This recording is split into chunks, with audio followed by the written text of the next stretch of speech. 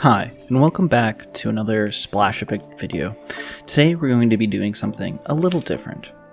Now, if you're watching this video, you probably have at least an idea to what a nuzloke is. But for those who don't, I'll break it down for you really quick. Nuzlocks are a set of self-imposed rules to make Pokemon harder, and in my opinion, give a sense of consequences to your actions. Most of the time when you play Pokemon, there really isn't anything bad that can happen. Pokemon can faint, you may lose a battle, not defeat a gym leader, or wipe on the last fight of the Elite Four. But really, all that happens is you go back to the last Pokemon Center you visited, and you try again. That's where Nuzlockes are different. The core rules of Nuzlockes are A. If a Pokemon faints, it's dead, and can't ever be used again. B. Catches are limited to the first Pokemon you encounter per area, and there are no redos. If you fail to catch it or accidentally knock it out, then you don't get another try. C. Every Pokemon needs to have a nickname.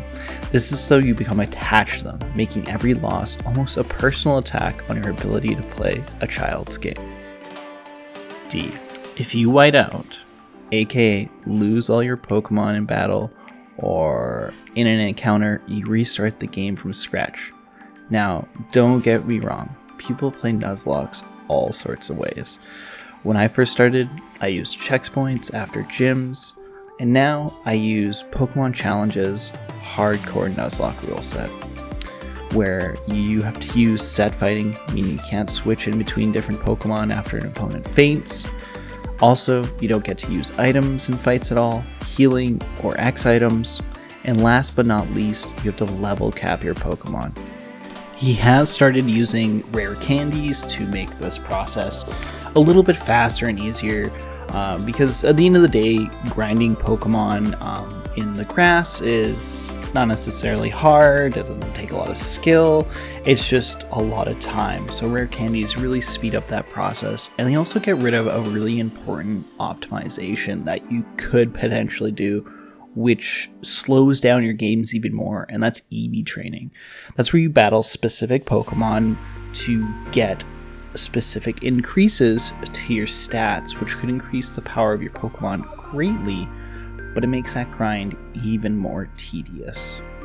Okay, so now that you know what they are, why should you do them in the first place? Well, first off, Pokemon isn't really made for adults. It never was. It was balanced to be played for kids, and they're designed to be easy. With every passing generation, they also become a little bit more complicated, but adding more mechanics means that they have to make them equally easier to balance that added depth to them. That's where Nuzlockes come in. They bring consequences to your actions, intensity to your fights, and satisfaction to your victories.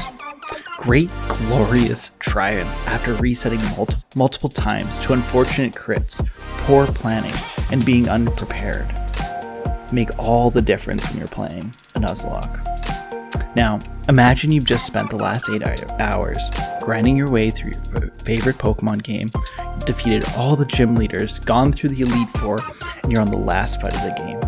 You've had some close calls, almost wiping to an unexpected rival fight that you weren't prepared for. Everything's been building up to this moment. If you lose, the run is over, and you have to start again from the beginning. Now, if that is intense, I don't know what it is, and that's exactly why you should try it.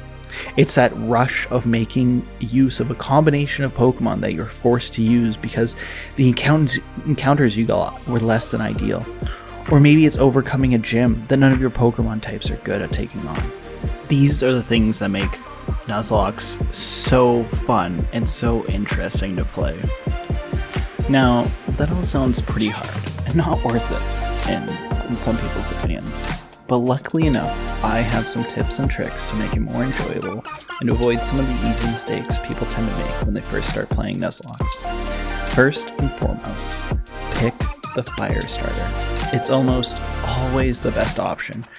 The reason being is that fire types, comparatively to water or grass, are quite rare, and water types are abundant throughout any game, since you can either fish them up or use surf in any water area to get a water type. And grass types, they're just incredibly common as well. They're easy to find, and they're immediately countered by fire. So picking the fire starter is pretty much always the best move. 2.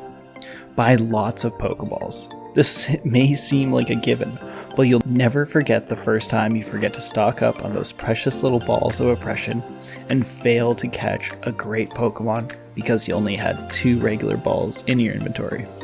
3. Items are OP, straight up. If you like using them, great, but they are incredibly broken, and you'll find that the best way to win any fight will be to spam full recoveries and X items. And sure, you'll win, but in my opinion, it isn't all that satisfying. 4. Use rare candies. It doesn't take skill to grind levels on a Pokemon, it just takes time. But do put on a level cap for any of the next gyms that you're going to do. This will make it more interesting, it'll keep those fights tight and intense. 5. Do a bit of research. Check what the next gym leader is going to have. See what their move types are. It's always better to be prepared and to do a little research before any big fight you come across. And last but not least, don't be too hard on yourself. It's okay. You're going to have full team wipes, you're going to lose your favorite Pokemon, and that's just the nature of Nuzlocke. But don't let it be the end of the world.